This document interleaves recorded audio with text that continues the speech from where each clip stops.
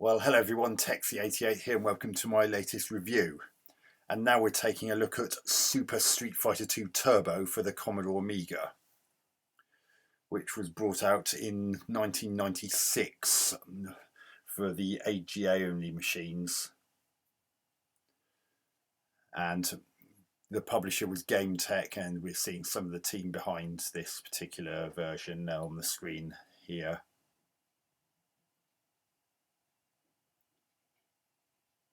Yeah, and it was released at the measly price of £10, which, considering a lot of Amiga games were normally in the latter half of the 20 £20 area, is actually quite something. So we'll take a look at the options. So you can have choice of 3, 5 or 7 continues. You've got lots of different difficulty settings. Let's set it to medium. So you've got 3 different game speeds. Display them. You can set the detail between high and low.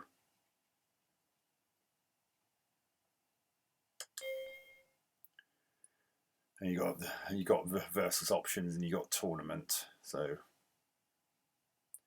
without further ado, let's get this going. So this has the same characters as in Super Street Fighter 2, which I reviewed the other day. So I'll pick Ryu. And what is sad, there's no music there at all. I have to admit, this looks very nice. And it's worth pointing out, this is one of the few Amiga games that absolutely required you to have a hard drive.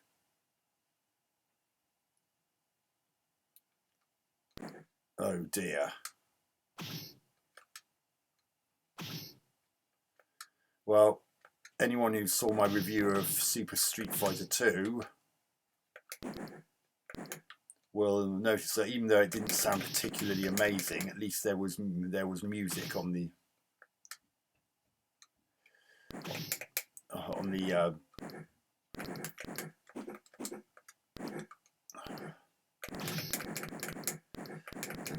during gameplay. And even though the graphics in that earlier version looked a bit rubbish, at least they were animated smoothly and the game played well.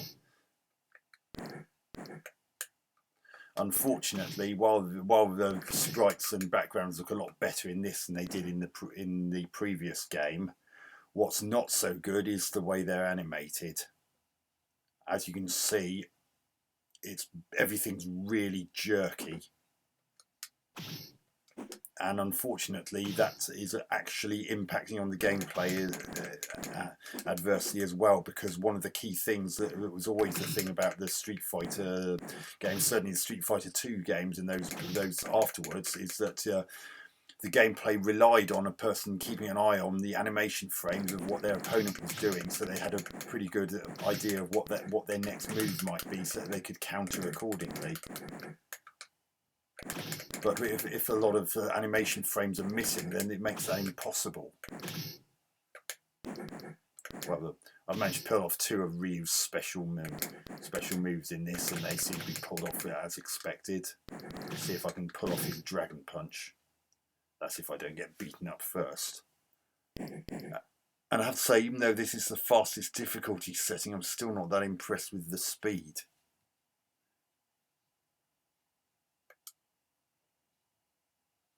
Nine. Oh, so it's got the speech there. 7. So where's all the music? 10.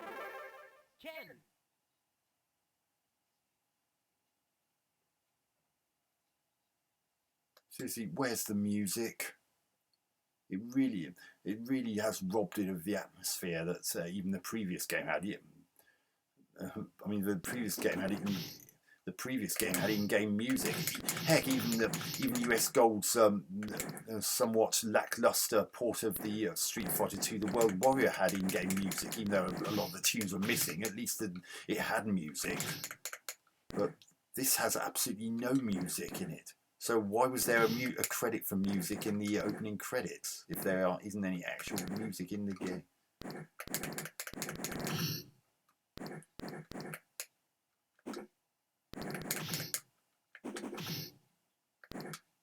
Oh yeah, pulling off his pulling off the dragon punch is exactly the same as before as well. And another galling thing about this version is that unlike Street Fighter 2 Turbo on the Amiga, unlike Super Street Fighter 2, which is the game that I reviewed previously, that game allowed you to use a CD32 controller, or at least a controller that had 6 buttons. I could not see an option that allowed you to do that in this, which again adversely impacts on gameplay. I said it in that review and I'm saying it here now. You need 6 buttons for Street Fighter 2 in all of its forms. There are no ifs or buts about it.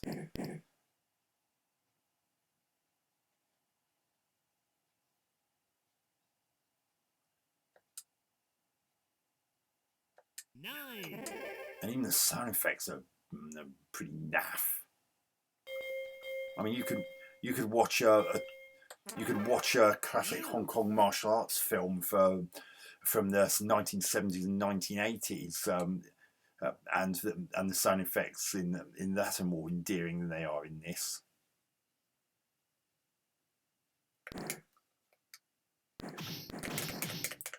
Oh goodness me.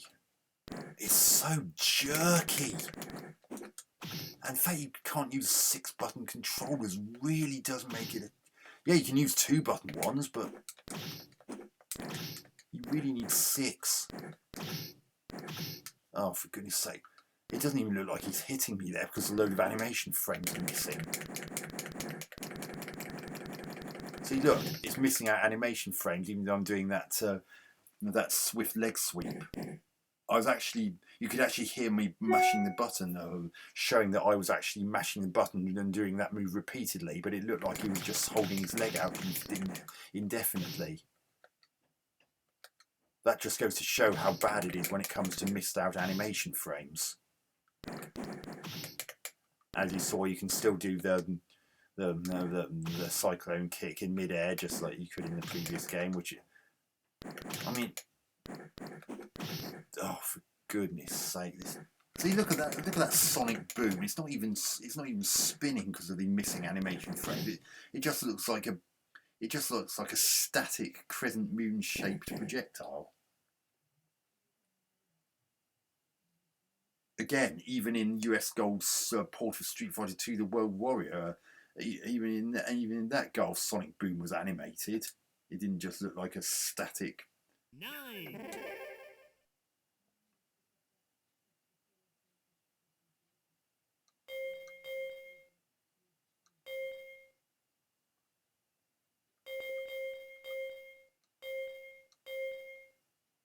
Let's try Zangief and see if his spinning pile driver works as it expected.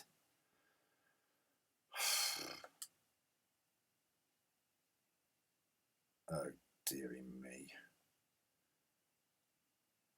How could they ruin this so badly with the...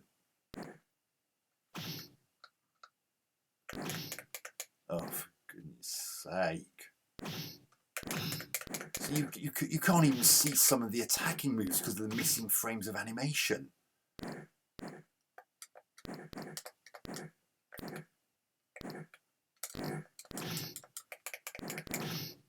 Oh, for goodness sake.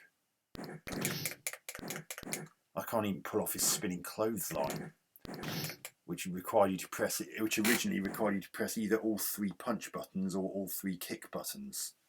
But because this doesn't seem to cater for 6-button controllers, I don't even know how to do it, and I couldn't find anything online that explained how to do it.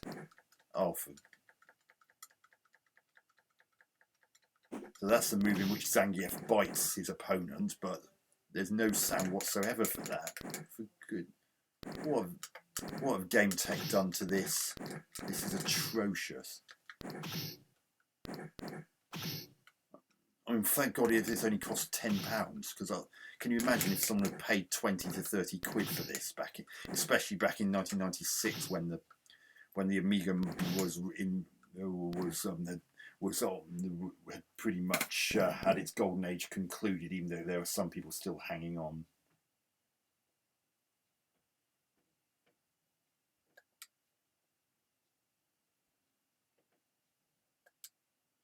Oh dear.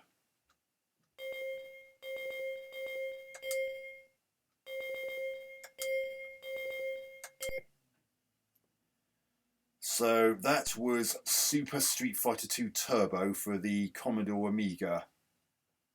As I said, this is AGA only. And it absolutely requires you to have a hard disk. In fact, you needed at least 13 megabytes of hard disk space in order to even play this. So you just can't do it from floppies the way you could with the vast majority of other Amiga games. The only other game I can think of during the Amiga's heyday that absolutely required a hard disk was a golf game called Lynx. It was so rare for an Amiga game to absolutely require a hard disk in order to be usable. Mainly because a lot of Amiga owners were not willing to spend money to upgrade their Amigas the way PC owners were often forced to. And I remember the magazine Amiga Power actually gave Lynx a very damning review. Simply, I seem to recall it was largely because you had to have a hard disk in order to play it. And that a lot of Amiga people wouldn't have had a hard disk, at least not if they were using their Amiga just for games. I mean, if they were using it for other things, then that'd be a different matter. But anyone who's using it just for games, they weren't as likely to have a hard disk back then. They were quite expensive in those days.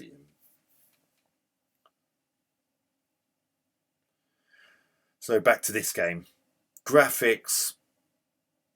Well, as you saw, they look very nice in stills, but and images on the back of the box would have probably turned to heads. Oh, HumanSoft actually developed it, not Gametek. Gametek was just publisher. But apologies for that mistake. But getting back to the graphics, if you saw the images of this on the back of the box, and you'd be quite impressed with how it looks, especially if you'd seen the previous Street Fighter 2 games. But when you actually see them animated, my God. Loads of animation frames are missing. Did you see DJ? It just suddenly looked like he instantly turned upside down in midair when he did his jump. That's how bad it is when you've got missing animation frames the way this version has. I suppose they did that to try and stop the action from being way too slow. But when you compare how smoothly everything moves in Street Fighter 2 Turbo, sorry, Super Street Fighter 2 on the Amiga, which I reviewed recently. If you compare the smoothness and quickness of the on-screen action of that in comparison to this, I don't need to say another word. The graphics, great. Animation, disappointing. Sound, well, for what I can make out, there's no music at all, so why George Dragon's credited there is anyone's guess. Maybe it was released in a separate version of the CD32 that had music, and this basic Amiga version just doesn't. I don't know, but either way, I haven't heard a single snippet of music in this game, and the sound effects are, well, they're terrible. I can't say it any other way. They're terrible. They lack punch. They figuratively and literally lack punch, and you really need meaty, thwacking sound effects for martial arts games and like this. And it completely fails to deliver on in that aspect. The game's not fun to play at all. So we're on the gameplay now. The gameplay's not fun to play. It doesn't seem to. The game doesn't seem to support 6-button controllers such as the aforementioned CD32 controller, unlike Super Street Fighter 2 on the Amiga, which did and was far more playable as a result of it. This, by comparison, is just not particularly playable at all. It means you have to faff around trying to find out what all the what the different buttons. It does seem to support 2-button controllers, but you really need 6 for a game like this, just like the original arcade version had, just like the console ports had. There you got goal versus goal. They're not even differently coloured. I mean, the US Gold Street Fighter 2, the World Warrior port on the Amiga, got around that problem by simply having an arrow pointing over the top of one of the fighters' heads, but this doesn't even have that.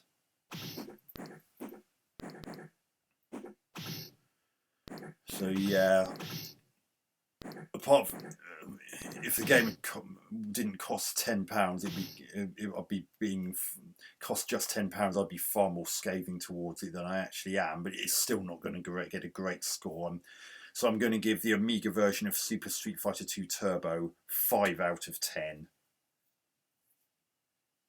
It's literally only the graphics and the low price that save it from getting a much lower score than it did. Were it priced at the same sort of £20 to £30 price tag that a lot of other Amiga games would have been, I would have been far less kind to the score. But to be honest, even at £10, this really isn't worth your attention, especially if you've played any console versions or the original arcade version. This is just embarrassing, even for the Amiga, especially after what they managed to do with Super Street Fighter 2 on the Amiga, which may have looked arse, but at least it had in-game music and was smoother and played well and catered for 6-button controllers. This just has no soul and no playability in comparison to that. So yeah. So anyway, I hope you enjoyed this review. Hope to catch you on another one soon. Texie88 out.